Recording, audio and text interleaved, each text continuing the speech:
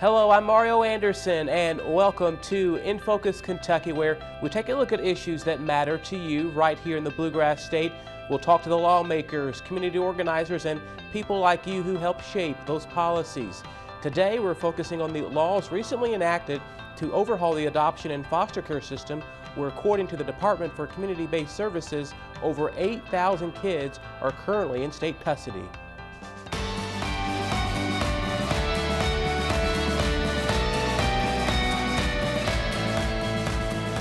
According to the Lexington Herald Leader, the number of abused and neglected children in Kentucky removed from their parents has grown in recent years, and last year over 10,000 children lived in foster care, up 15% from 2012. Nearly all of the state's child welfare caseworkers say that their current load is unmanageable with so many Kentucky children in and out of the system. In this past legislative session, House Bill 1 was passed, intending to reform the state's foster care and adoption system to ensure that a child's time in foster care is limited and that children are returned to family whenever possible. And joining me now to discuss this new bill is one of the co-sponsors of the bill, Kentucky State Representative David Mead of the 80th District, which represents portions of Lincoln and Pulaski counties. Thanks so much for joining us on In Focus Kentucky. Well, thank you, Mario. Appreciate being here. Absolutely, and let's talk about this bill for the viewers at home who are not aware of the details of what was signed into law back in April. Walk us through the process of getting this underway. I know you started it a year ago with some of the early groundwork, so walk us through the process of this bill. Yeah, about a year ago, the last day of session in 2017, as a matter of fact, former House Speaker Jeff Hoover then established the work group on adoption. Of course, when we got into that, we saw that it's much more than adoption. It of course expands to foster care.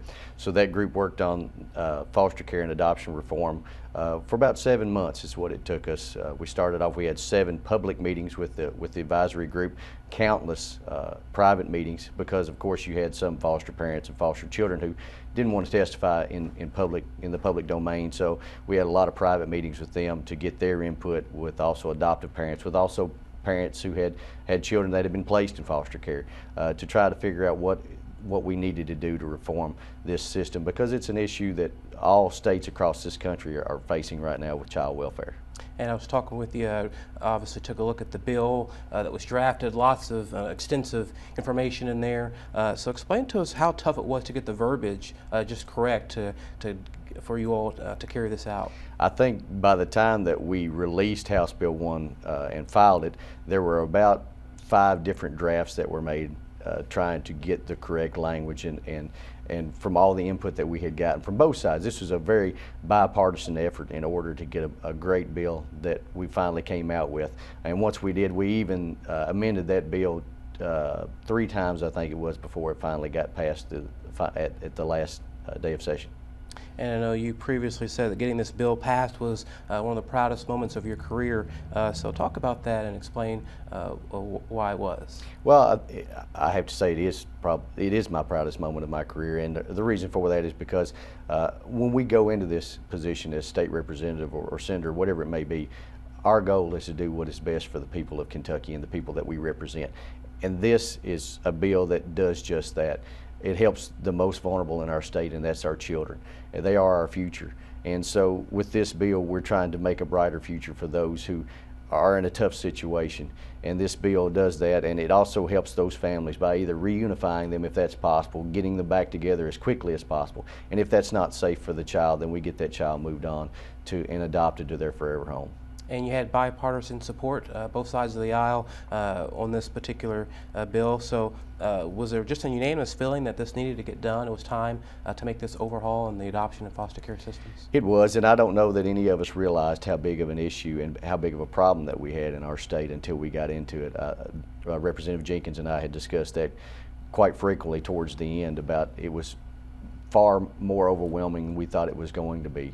But once we got into it and saw the need that we had, everyone said, yes, we've got to do something, and came on board, and we all worked together to find a great solution for the families. And how powerful was it just to have these committee sessions, these work groups, and having families and supporters come out and literally rally in support of this cause that you were co-sponsoring? Well, it was a great feeling, and this is the way that government is supposed to work. I mean, even as an elected official, I can say that many times government doesn't work for the people the way it's supposed to. But in this situation, this is a perfect example of how it is supposed to work, and it's just a great feeling to have an effort that once it came through the House and the Senate, it was passed unanimously in the Senate. We only had one dissenting vote in the House, but everybody was on board on both sides of the aisle. And we touched on this a little bit earlier, but you are an adoptive parent yourself, so very personal, a deep connection with this issue. So tell us about your experience and the process that this has been for you. As we started to adopt, my wife and I felt that it was just a calling for us to adopt a child. We started that process before. I have a biological son, and before he was born, we had complications, of course, with having a child, and so we went through a lot of the process that folks do with infertility and treatment and things like that. And we came to the conclusion that the Lord was leading us to adopt, and so we started that process. And through that process, my wife became pregnant. We ended up having a son. He's now 11 years old, but we knew that was something we needed to do. So after he was born, we started that adoption process back up. But we had heard so many of those horror stories that you hear a lot of times with adopting domestically and in the state of Kentucky. And so we decided that we were going to adopt internationally. So we adopted my daughter from Korea. But through that process, you still have to do some things with the state in order to get that adoption finalized. So we knew that it was an issue, and it became a passion of mine that I really wanted to reform this system that we have in order to make things easier for adoptive parents, but also for foster parents and for those foster children. And like I said, we want to get those children, if it's possible, back to their families as quickly as possible. And if not, then we want to get them moved on, to give them closure, because those children, that's what they long for, is closure in their lives, to know that they're in a loving family. And so that's what we're trying to do with this bill. And when the bill was actually passed, I know you had your family there with you as well. So was that an emotional moment for you during that time? It was. The last day especially, when I had my family there with me on the floor. My daughter was with me there on the floor, my son, and my wife was standing over against the wall. It was a very emotional time for me, and I had to actually choke back a few tears as I was giving that final speech and moving for the passage of that bill. Well, Representative Mead, we really appreciate you joining us here on In Focus Kentucky to talk about your work down in Frankfort on this House Bill 1, but also sharing your experience, your personal experience as well. Well, thank you, Mario. I appreciate being here. Absolutely.